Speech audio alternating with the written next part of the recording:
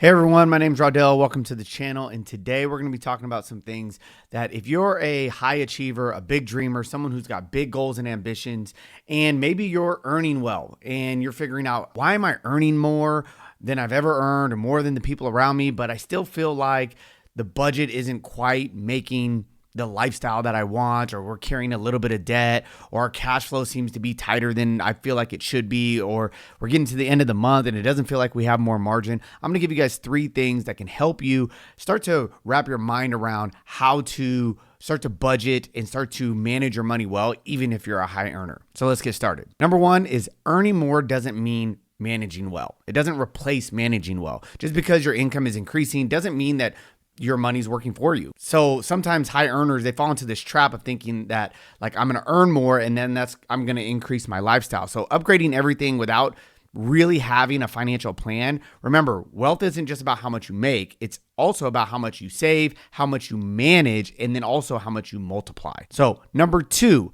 your household is your first business. Before you go scaling your career, your brand, your business, make sure that your household, your family is financially healthy. So you're going to want to track your expenses. You're going to want to create a value-based budget. You're going to prioritize your savings without, thinking about, well, what can I reinvest or what can I do here? Like, prioritize that family savings. You want peace at home instead of all these power moves that you might go make in business. I go over more of this in my course, but I would just say that your household is your first business. And number 3, ambition without alignment leads to burnout. Big goals can blind us to the present needs. So sometimes we can have our head in the sky so much, but our feet are never on the ground. We want to set financial goals that reflect your dreams and your season. You want to align your money habits with your deeper why, not just status or speed. When money aligns with your mission, momentum flows.